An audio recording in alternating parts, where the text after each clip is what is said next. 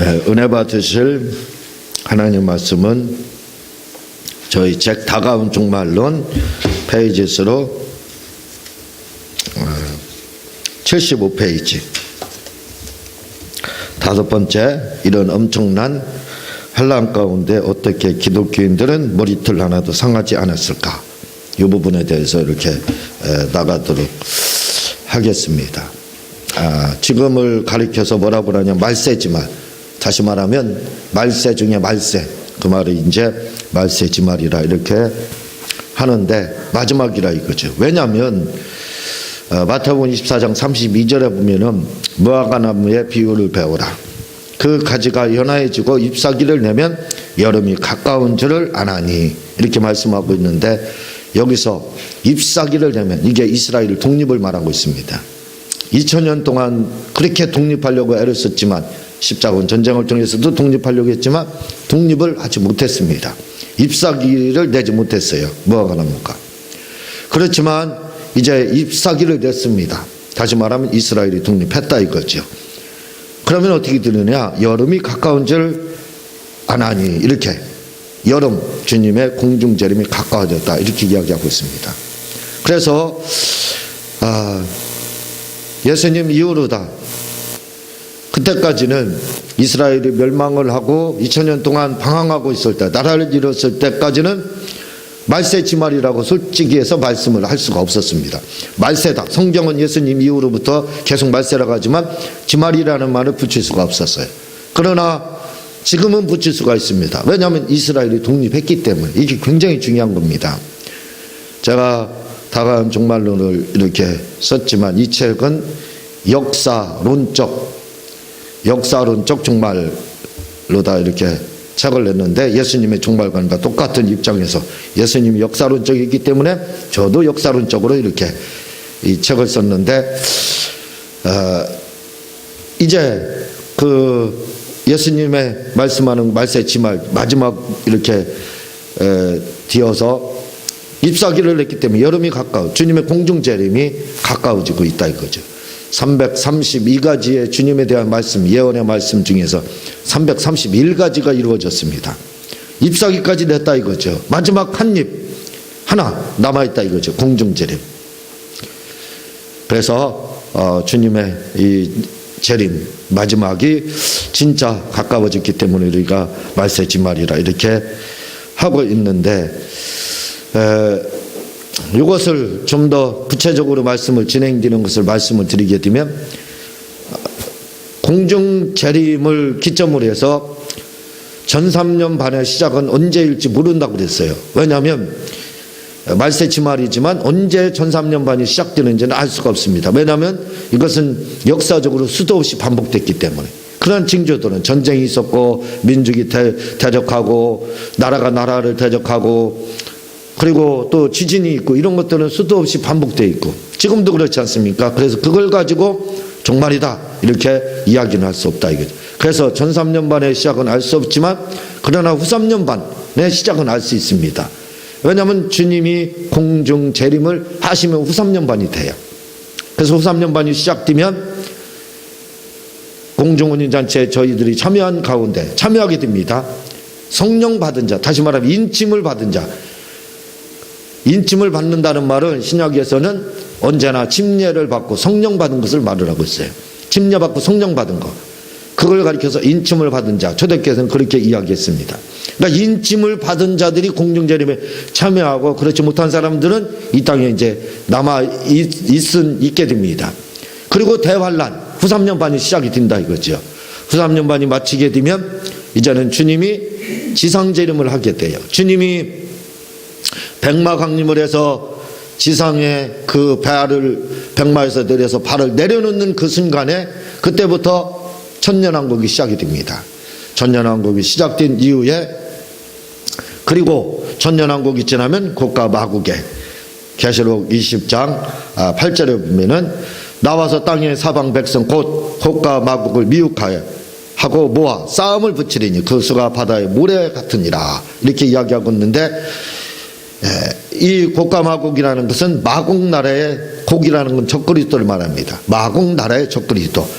이렇게 이야기합니다. 그때 배교가 있게 돼, 배반이 있게 된다 이거죠.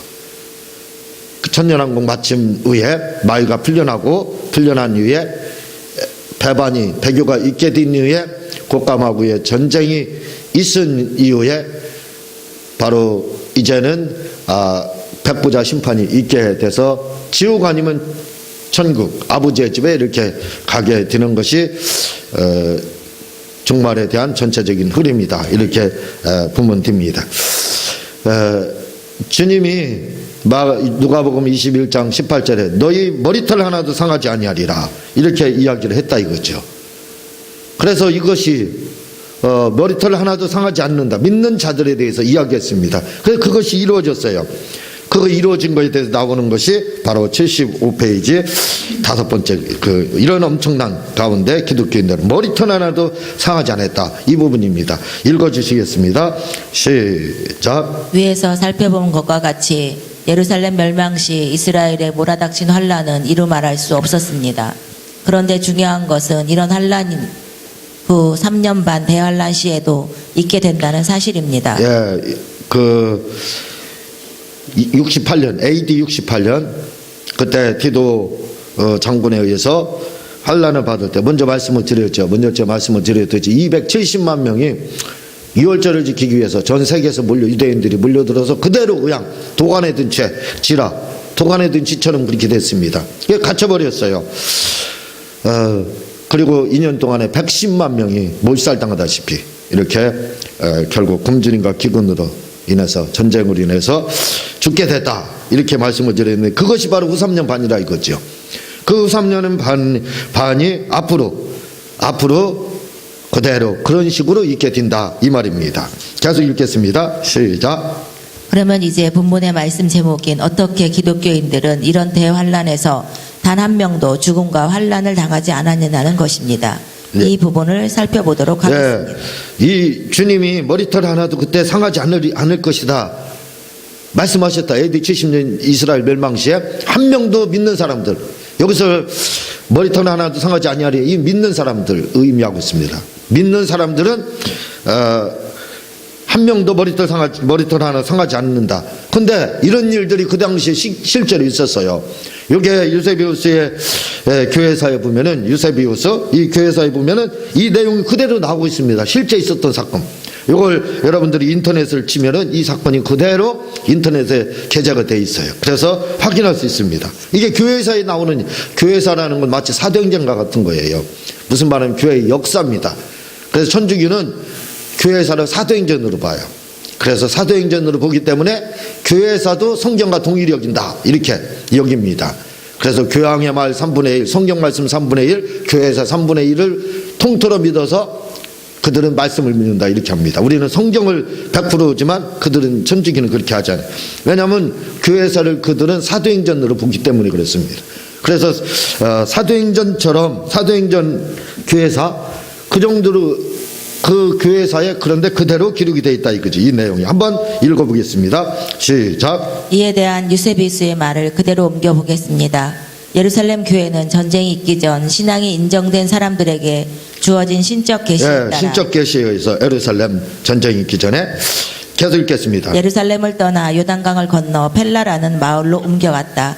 이리하여 예수님을 믿는 성도들은 모두 예루살렘에서 떠나 거룩한 사람들이 왕도와 온 유대 땅을 완전히 버렸을 때 그리스도와 그의 사도들에게 가한 유대인들의 죄악으로 인한 하나님의 공의가 유대인들에게 임하여 그 악인들의 세대를 땅에서 완전히 멸망시켰다.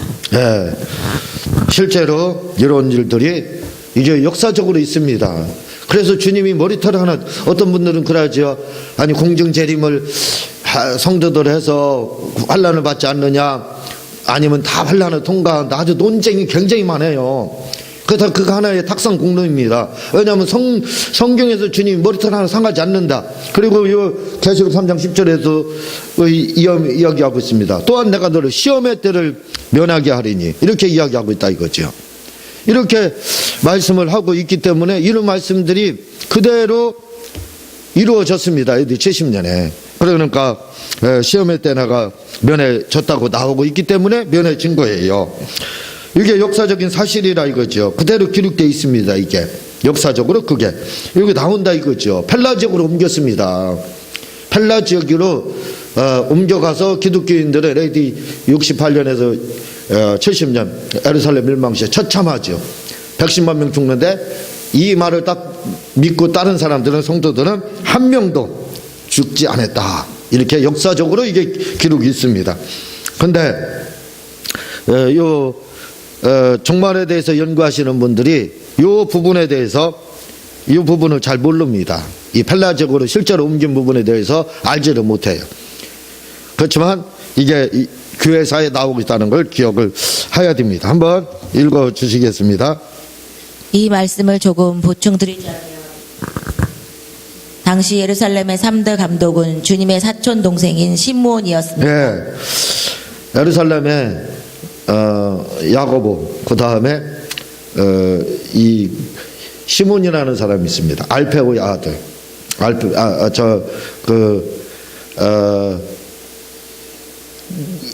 저기 예수님의 작은 아버지예요. 작은 아버지.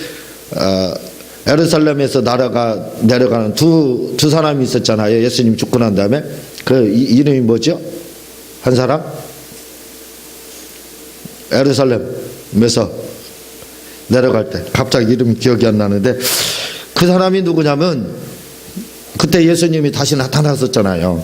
그 부활후에 나타나셨는데 그 사람이 누구냐면 그 사람 중에 하나가 바로 누구냐면 예수님의 작은 아버지였습니다. 예수님 작은 아버지. 근데 그 작은 아버지의 아들 중에 하나가 야고보가 있고 레위가 있습니다. 레위 마태 그리고 야고보 작은 야고보죠. 그리고 시몬 이 시몬이 있는데 두 명은 예수님의 11제자에 들어갔습니다. 근데 마지막 세 번째인 시몬은 들어가지 못했는데 이 사람이 거기서 끝난 게 아니에요. 제자로 들어가지 못하지만 3대 예루살렘 총회장이 됩니다. 그래서 리더가 돼요. 이 시몬 예수님의 사촌 동생입니다. 이 사람의 계시 이 사람을 통해서 펠라 지역으로 옮게 됐다 이거지. 계속 읽겠습니다.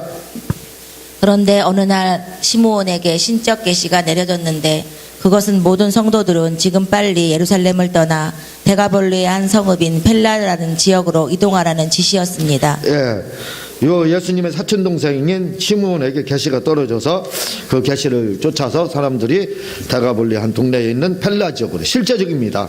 이렇게 옮겨서 진짜 머리털 하나도 상하지 않았다는 거죠. 계속 읽겠습니다. 마치 모세의 출애굽을 연상케 하는 장면이 다시 연출된 것이었습니다. 예, 모세의 그 출애굽과 같은 이스라엘 사람들은 빠져나오는 그런 역사가 다시 한번 사실은 있었다 이거죠. 실제적으로. 계속 읽겠습니다. 믿음의 성도들이 시므온을 따라 펠라 지역으로 이동하자 디도 장군의 로마 군대는 성난 노도처럼 몰려와 토성을 쌓고 예루살렘을 포위했습니다. 예, 토성을 쌓고 포위한다고 했는데 그대로 진짜 토성을 쌓고 포위했습니다. 계속 읽겠습니다. 이때 시므온의 말을 믿고 다른 성도들은 한 사람도 주님의 말씀대로 머리털 하나 상하지 않았지만 그의 말을 믿지 않은 성도들과 유대인들은 다 처참한 상황에 놓이게 되었던 것입니다. 네, 실제적으로 한 명도 머리털 하나도 상하지 않고 시험의 때가 면해지는 역사가 실제로 있었다 이거죠. 그래서 종말의 때도 그런 일이 실제로 있을 것이다 그 말입니다. 자, 마태복음 6번째 지금은 펠라 지역은 어디인가 밑에 보면 마태복음 24장 16절부터 24절을 보면 여기로부터 읽겠습니다. 마태복음 24장 16절부터 21절을 보면 산으로 피하고 지붕으로 피하고 밭으로 피하고 겨울이나 안식일에 이런 일이 일어나지 않도록 기도하라 하고 있습니다. 그런데 여기서 그때 당시 산이나 지붕이나 밭은 앞에서 살펴본 것과 같이 데가볼리의 한 성읍인 펠라 지역을 말하는 것입니다. 네, 여기서 들이 밭이나 이런 그 지붕 이것은 뭘 말하냐면 거기에 있는 사람들은 산으로 피하라. 산을 한마디로 상징하는 것인데 말씀을 드렸듯이 이스라엘 산은 굴이 많기 때문에 자연동굴이 많기 때문에 피할 곳이 많아요. 그래서 언제나 구원을 상징하는 것, 그 하나님의 도우심을 상징하는 것이 산입니다. 그 산으로 피하라 이렇게 주님이 말씀하셨는데 여기서 산은 바로 그 펠라 지역을 의미했다 이 말입니다. 계속 읽겠습니다. 그들은 시므온의 지시에 의해 펠라 지역으로 이동해 후 3년 반에 해당하는 대환란을 겪지 않았습니다. 예, 실제로 겪지 않았다 이거죠. 계속 읽겠습니다. 66년 당시 많은 성도들이 예루살렘에 모여 있었습니다. 그때 베스파시안 장군은 예루살렘을 포위했습니다. 그리고 네로 황제가 죽자 그는 황제가 되기 위해 철군을 하지 않으면 안 되었습니다. 예, 원래는 63년부터 유대 전쟁이 시작이 되지만 베스파시안이 포위한 것은 66년이라 이거죠. 그러다가 네로 황제가 죽고 한 황제가 즉위했다가 다시 언론에서 폐위되다시피 해서 베스파시안 지도장군의 아버지가 황제가 되기 위해서 포위를 풀고 철군을 하게 됩니다. 하게 됐다 이거죠. 계속 읽겠습니다. 그래서 그는 철군을 해 로마로 되돌아갔습니다. 그런데 그때 바로 신적 계시가 시므온에게 임했던 예, 것입니다. 그때 포위가 풀렸을 때 하나님 계시가 시므온에게 임했어요. 떠나라. 지금이 이때다. 지금이 펠라 지역으로 피난할 때다. 너희가 머리털 하나 상하지 않으면 지금 피하라. 이런 계시가 임했다는 겁니다. 계속 읽겠습니다. 그래서 포위망이 뚫린 이때 성도들은 시므온의 지시를 받고 예루살렘을 떠나 펠라 지역으로 이동했던 것입니다. 네, 계속. 성도들이 시므온의 말을 듣고 펠라 지역으로 이동하자 곧바로 베시파시안의 아들 티투스 장군이 로마 군대를 몰고 와 예루살렘을 포위했고 이게 70년 68년 사건이에요. 68년도에 디도 장군 베스파시안 황제의 아들 그 디도가 예루살렘 포위했다 이겁니다. 70년 예루살렘을 멸망했던 것입니다. 네, 그래서 70년 멸망을 하게 됩니다. 계속 읽겠습니다. 제가 이 펠라 지역을 모르면 종말론을 다시 해야 한다고 한 이유와 그리고 신학적으로 전천년설을 주장하는 이유와 후 3년 반인 대환란을 믿음의 성도들은 통과하지 않는다는 이유는 이런 역사적인 사실 때문에 주장하는 것입니다. 예, 제가 이제 이런 말하자면 전천년설에 해당하지요. 예수님 때부터 AD 400년까지는 무조건 다 전천년설이었어요. 다시 말하면 천년왕국 전에 예수님이 공중재림하시고 지상재림하며 그 다음에 지상재림에 천년왕국이 시작된다. 이게 AD 예수님 때부터 어거스틴 전까지, 어거스틴 이후부터 무천년이 나와서 이 천년설이 지금 막 여러 가지 복잡하고 신학적 논쟁이 생긴 게 어거스틴 이후입니다. 그때까지는 다 전천년설이었어요. 이제 그래서 계속 읽겠습니다. 시작. 그런데 이와 같은 사건이 마지막 때에도 그대로 재현된다고 주님은 지금 말씀하고 있는 것입니다. 네, 이렇게 역사적으로 환란을 후 3년 반에 믿는 성도 당하지 않은 것처럼 후 3년 반에도 후에 마지막 때에도 주님 머리털 하나도 상하지 않고 시험의 때 면해준다고 했기 때문에 당하지 않게 된다는 거예요. 계속 읽겠습니다. 그런데 여기서 우리가 알아야 할 사실이 있습니다. 그것은 당시의 산과 밭과 지붕이 펠라 지역을 상징하는 것이었다면 그렇다면 지금의 펠라 지역은 어느 곳을 상징하냐는 것입니다. 종말의 때, 즉 후 3년 반 때도 역시 펠라 지역으로 피해야 하느냐는 것입니다. 예, 그때는 펠라 지역 지붕 산으로 가는 곳이 산이 어디냐 펠라 지역을 말했는데 그럼 마지막 때 진짜 종말 그때는 펠라 지역이 어디냐 이 말입니다. 계속 읽겠습니다. 종말의 때 산과 지붕과 밭은 과연 어디냐는 것입니다. 주 70년의 산과 지붕과 밭이 펠라 지역을 상징하는 것이었다면 종말의 때의 산과 밭과 지붕인 펠라 지역은 바로 공중재림을 상징하는 것입니다. 그때 산은 펠라 지역이었지만 지금의 산은 어디냐 바로 공중재림에 참여하는 것을 말한다 그 말입니다. 계속 읽겠습니다. 다시 말해 주 70년 당시에 사는 펠라 지역이지만 마지막 때 산과 지붕은 바로 공중 혼인잔치에 참여하는 것을 상징하는 공중 혼인잔치에 것입니다. 참여하기 때문에 머리털 하나도 진짜 상하지 않는다 그 말입니다. 계속 읽겠습니다. 주 70년에는 펠라 지역이라는 지역이 있었지만 마지막 종말의 때 펠라 지역은 이 땅에 존재하는 것이 아닙니다. 이 땅에 있는 것이 아니라 이 말이죠. 계속 읽겠습니다. 다시 말해 마지막 때 적그리스도를 피할 수 있는 장소는 이 땅이 아닌 공중재림밖에 없다는 것입니다. 공중재림의 자리가 펠라 지역 산이다 이 말이죠.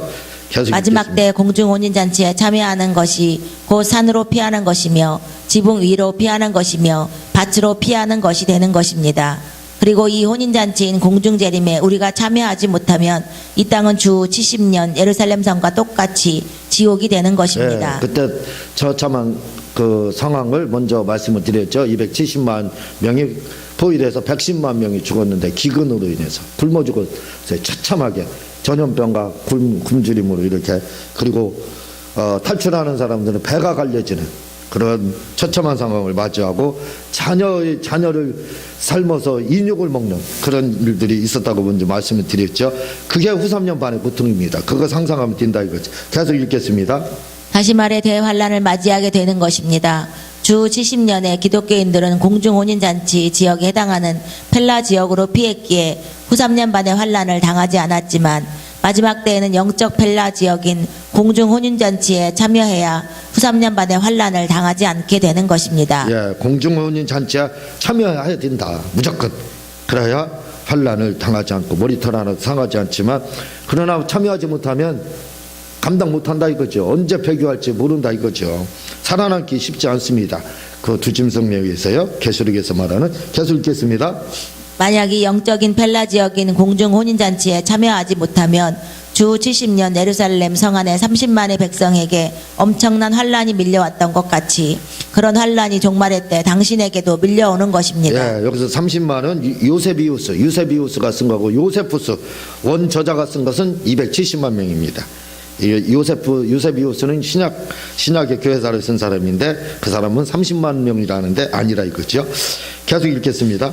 그러므로 우리는 이 영적인 펠라 지역인 공중재림에 참여하기 위해서 열심히 분발하며 신앙생활을 해야 하는 것입니다.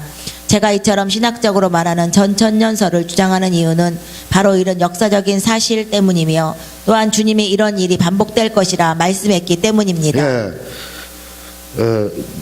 그 주님이 이렇게 말을 하고 그리고 역사론적으로 그게 증명이 되고 그리고 초기 예수님 때부터 오거스틴까지는 아까 말씀해드린 다 전천년설이었어요.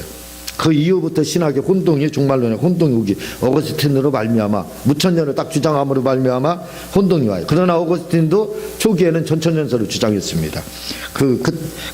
그래서 지금 막 이 혼란이 온 거예요. 계속 읽겠습니다.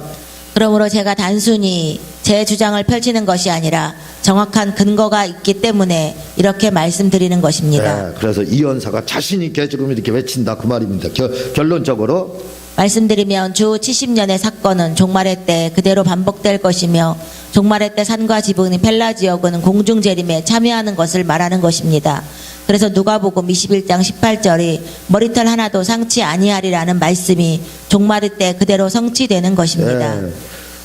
누가복음 28장 18절 머리털 하나 상하지 아니 이 말씀이 성취되고 것처럼 주님이 또 시험의 때를 면케도 하신다. 계시록 3장 10절에 분명히 이렇게 나와 있다. 그래서 우리는 성령복 인침 받은 자들은 공중재림에 참여하기 때문에 안전하다 이 말입니다. 계속 읽겠습니다. 주님은 이렇게 확실하게 주 70년에도 그랬지만 마지막 종말의 때도 성도들은 머리털 하나도 상하지 않는다고 하셨던 것입니다.